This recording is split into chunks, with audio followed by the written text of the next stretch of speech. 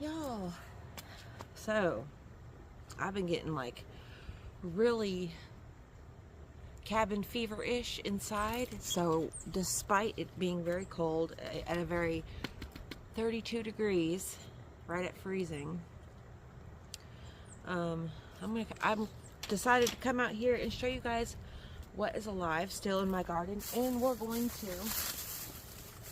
plant some more daffodils. Daffodils. I don't know why I said it like that. Daffodil. I got a dole for you.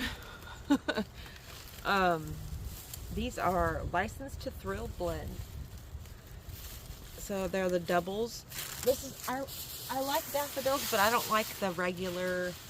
Sorry, there's a cat pissing in my leaves over there.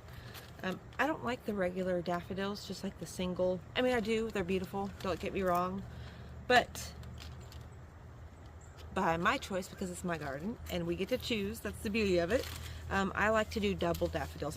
I've been collecting daffodils for many years now. I've got them all over in my garden.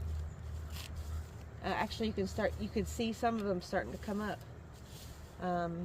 So I am in Zone 7A in Southwest Virginia in the Appalachia Mountains, and so it's like a temperate area. Like today, it usually doesn't get this cold. It's been for the past few weeks, or all of winter basically, besides a few days sprinkled in here and there. It's basically been like above 50 degrees, which is amazing, and which is why my Alaskan ass decided to stay here, because the weather and everything is just, you can't beat it.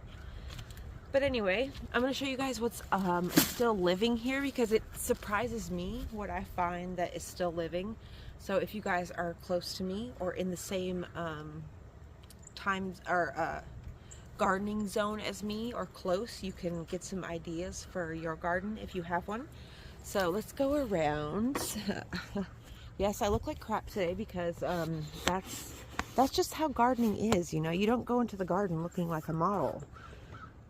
So this time of year is actually my favorite, the winter time, because all the mosses start to, all the mosses start to really show themselves.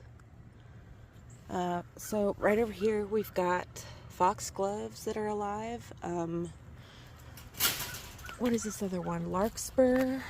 We've got baby larkspurs here. We've got some other things, daffodils, garlic, that are growing. We've got dianthus over here that's still alive. I keep my gardens, like, I don't touch it until stuff starts to grow again in the spring. The birds, especially the little tiny birds, they eat all of these seeds throughout the winter. It looks like they've just about picked all of the echinacea clean.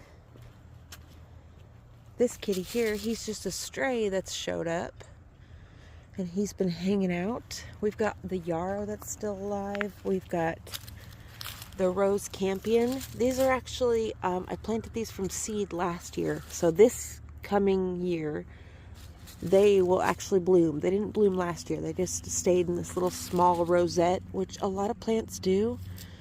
Not a lot, but most, you know, the ones I plant, a lot of them are second year bloomers. So you got to be patient and just let things sit. Like I've got a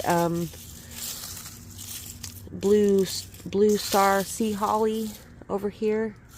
If the dang deer didn't eat it. I've got a sea holly over here somewhere. And it's also a second year bloomer. But you can just see there's lots of forget-me-nots, Chinese forget-me-nots.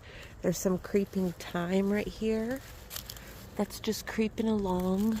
Ooh, I love this stuff. It's like all my thyme is, this thyme is actually a really tough plant. All the time, all the different varieties. I've got, I think 3 or 4 different varieties of thyme, and all of them are still alive right now. The Snapdragons from the dollar store, the seed packets, they're still alive. They're still green, which is really surprising. I've never grown the tall Snapdragons. Usually the ones I get are like from Lowe's, which if you buy from Lowe's, they're not really zone specific. I mean, they are, but they're like really broad. The zoning, how they do their zoning is really broad. These are the tall Snapdragons that are like for a more northern climate. So that's another thing you can do if you are in a middle climate, like 6, 5, 6, 7. You can kind of pick from the zones.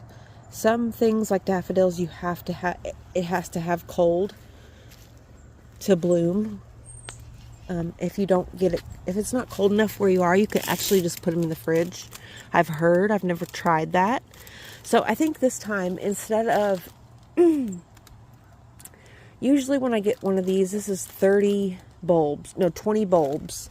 Usually in the past, what I've done with big bags like that is I would just go around and plant a couple here and there, just sporadically. And this year I'm going to do it different. I want to plant them all in one spot. So it's like a big, in the spring it'll be just like a big drift of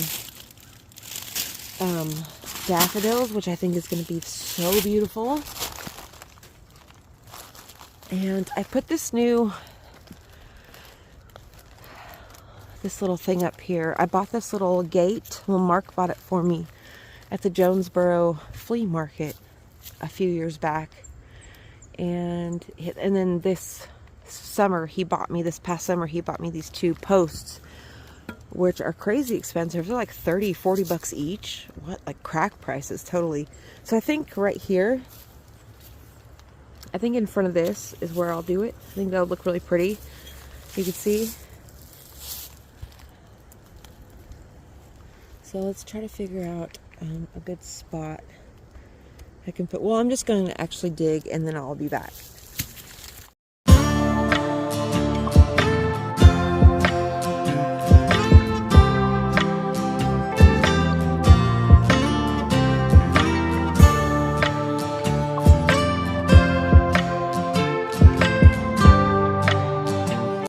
Okay, got that done. So right in front of there, big old swath of daffodils will come up in the spring.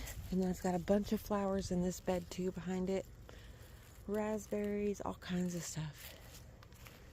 New stuff up there on top of the hill.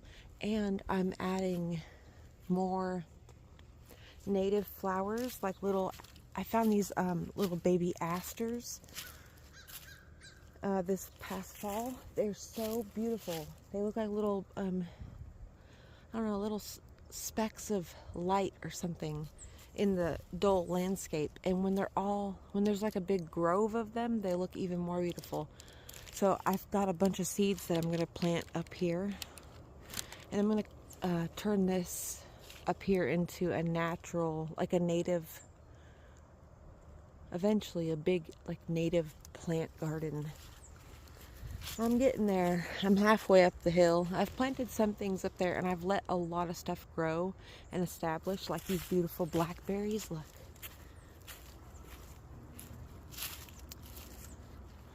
Look at this big hedge, our little grove of blackberries with the yucca and the goldenrod.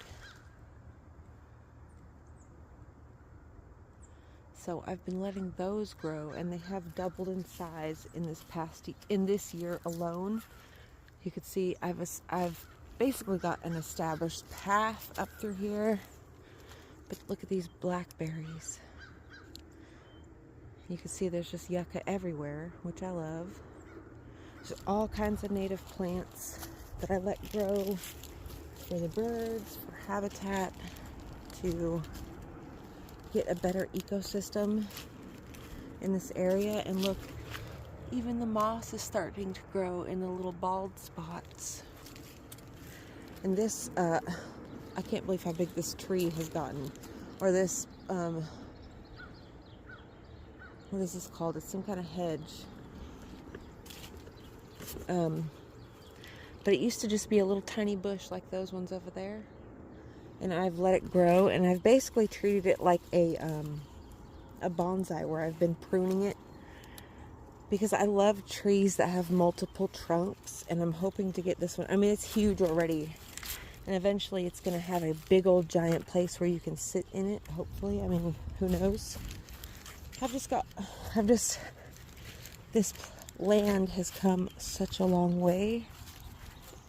Hello, Charles. This is my little stalker. He loves to follow me around because I brush him all the time. It's all like our morning ritual, because if he goes like a day or so without being brushed, he looks really scraggly. Oh, Charles. Mr. Charles. Yeah, let's put this over here. Got this out here because I let the animals just like clean my plate for me. We've got my gourds over here drying. They're looking pretty gross right now, but that's okay. It's just a natural part of the process of them drying. We got loofah gourds, and then we've got bottle gourds. Let's let that guy get some more air.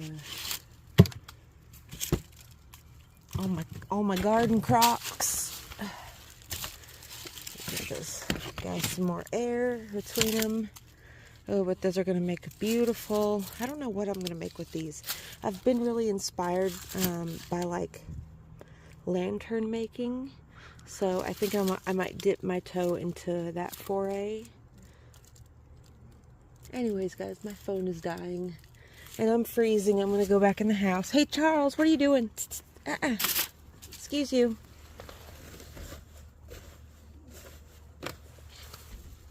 Yeah, I think I'm going to go back in the house and have me a cup of tea and do some schoolwork. But I hope you guys enjoyed today's video of getting out here in the yard. And, oh, it looks like I dropped something up there on the hill.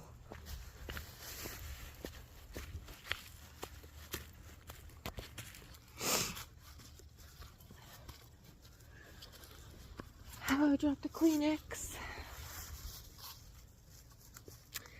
Everything's going good in my world. And I hope things are going good in your world.